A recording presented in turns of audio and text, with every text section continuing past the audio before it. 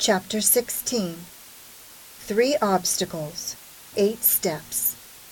In the last chapter, we put together our telephone opening statement, which means you're ready to deliver a meaningful and easily interrupted monologue to VITO. This is certainly a critical piece of our approach, but it's time for a reality check. Before we actually get to deliver that monologue, we may need to navigate 3 significant potential obstacles. They are: Number 1. A receptionist gatekeeper. Number 2. One or more of VITO's private assistants, very different from the receptionist gatekeeper, as we shall see. Number 3. The possibility of getting stymied by voicemail. With all of this on our way, it's no wonder we may hesitate just a little when it comes to prospecting for new business by making the dreaded cold call. I don't even like the name cold call, do you? Let's learn how to warm things up a bit. Stairway to sales heaven. If you take the following 8 steps, your calls will be put through to VITO, period. What you're about to discover is a simple process. This process is going to take some work, but the rewards of having a conversation with VITO will be well worth the effort. Step 1. Create your VITO correspondence. You've already done this, right? If not, go back and do it now. Creating correspondence for VITO serves you in several important ways.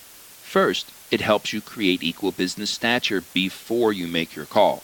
Second, it will make sure you navigate swiftly and sure-footedly past the gatekeeper receptionist, as you'll see in a moment. Third, you will impress Tommy, VITO's private assistant, and that's certainly going to help your cause. Fourth, and perhaps most importantly, creating your correspondence will help you when it comes time to deliver your opening statement to VITO.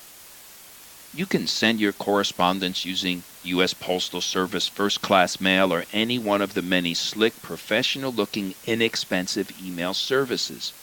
Here's some easy-to-follow guidelines. Postal format.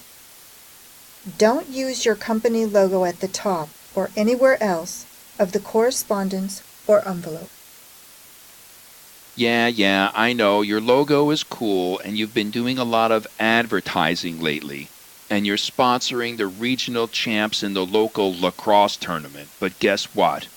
If you put it on your envelope and one of VITO's gatekeepers sees it, they will pass judgment as to what's inside. That's a bad thing. To avoid this outcome, you must promise not to use your company's stationery or envelopes. Deal? Deal.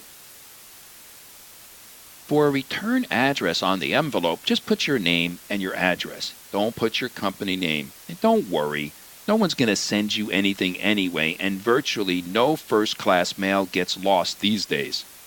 By the way, don't write anything on the outside of the envelope, like personal and confidential or to be opened by addressee only. Finally, use an 8.5 by 11 or larger envelope for your letter. You want this correspondence to stand out. Use real postage stamps, not a postage meter. And please remember, because your VITO correspondence is in a large envelope, it's going to require a little additional postage. Email format. Keep it simple. Keep it short.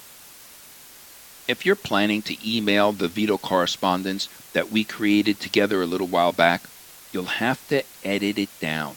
Everyone, including VITO, expects email to be a little bit shorter than regular mail.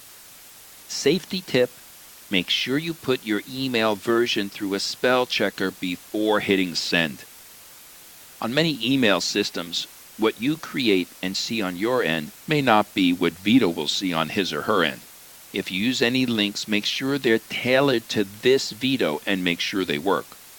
Stay away from catchy one-liners that are in your subject line, such as increased revenues and lower expenses with our new zipline processors. The subject line should be a short version of your action PS. It could read like this: RE, our conversation on Thursday, May 14th at 9:30 a.m. Step 2. Find prospects in your territory that match the persona of your best customers. You've already done this, right? If you were able to answer yes honestly, then congratulations. You have identified a list of good, solid prospects that are predisposed to buy from you. Send your VITO correspondence only to the organizations that fit that persona. Make sure you separate them into industries or niches. Step 3. Find out VITO's name for each of the prospects in Step 2.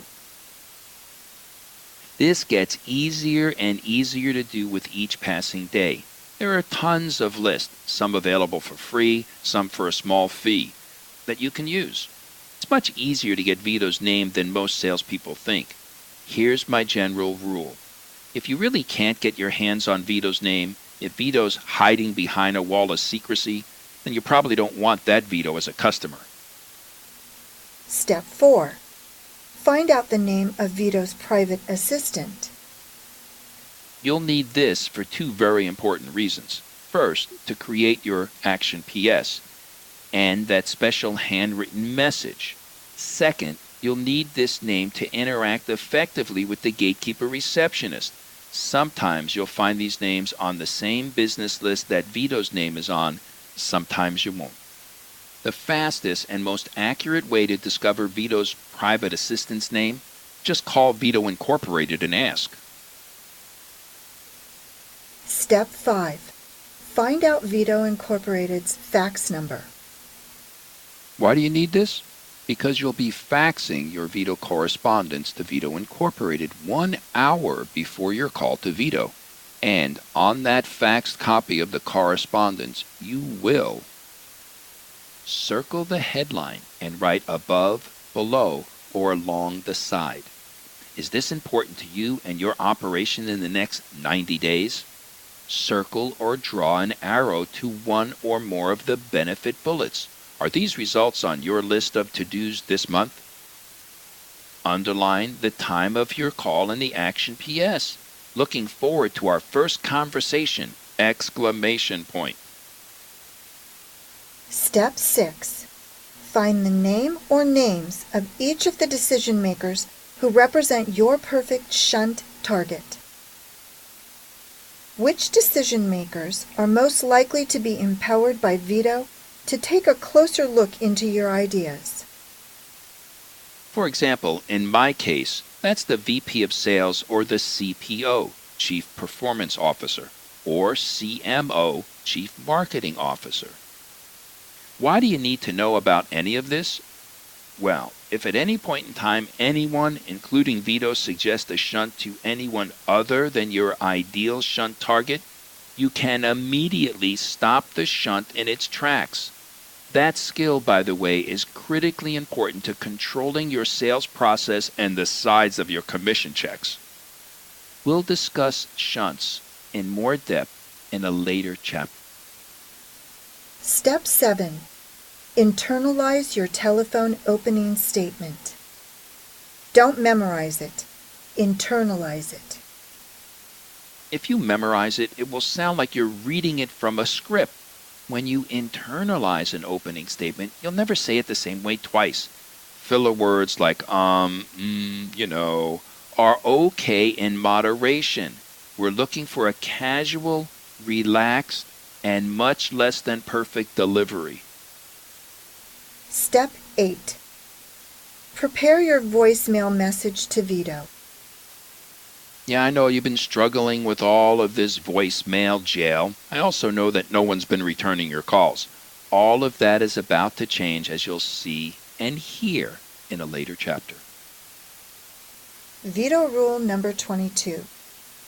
Once you complete all 8 of the pre-correspondence steps, and not before, you will be ready to send your VITO correspondence. I strongly recommend that your first wave of VITO letters be sent out to at least 20 VITOs. If If you want to get on the fast track and get all those C-suite appointments you've worked hard for and deserve so you could sell more faster and crush your quota in the process, then all you need to do is go to our site, VITOSalesTraining.com. Click on the Take Action tab, scroll down till you see the VITO University logo, and check it out. And in the meantime, have yourself a masterful rest of the day. Bye-bye.